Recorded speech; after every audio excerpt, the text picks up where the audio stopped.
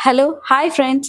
రీసెంట్‌గా నేను ఒక ఊరు వెళ్ళినప్పుడు అక్కడ ఇంట్లోనే అమ్మవారు వెలిసిందని చెప్పగానే చూసి ఆశ్చర్యపోయాను. నేను మీకిప్పుడు చూపిస్తాను. ఆ క్లిప్పింగ్ చూడండి.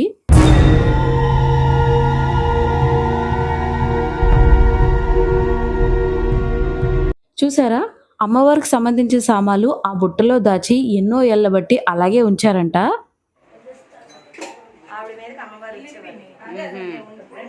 అసలు ఏం జరిగిందంటే, ఆ ఇంటి పూర్వీకులు అడవిలోకి వేటకి వెళ్ళినప్పుడు అమ్మవారు కనిపించి, "నన్ను మీ ఇంటికి తీసుకువెళ్ళండి. మీ ఇంట్లో వాళ్ళందరూ నన్ను కొలచండి" అని చెప్పి అమ్మవారు అక్కడ మాయమైపోతే, అక్కడ దొరికిన సామాల్ని అమ్మవారివి ఏవైతే ఉన్నాయో తెచ్చి అలా బుట్టలో భద్రపరిచి ఎన్నాళ్ళైనా సరే ఆ పైనే ఉంచారంటండి.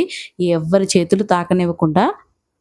అమ్మవారి సంబరాలు 3 సంవత్సరాలకు ఒకసారి చేస్తారంటండి. చేసినప్పుడు భక్తులు ప్రతి ఒక్కరు వచ్చి తమకి నచ్చినట్టుగా ఇత్తడి బిందెలైతే అక్కడ ఇస్తారంట. నేను మీకు ఇప్పుడు అది కూడా చూపిస్తాను చూడండి.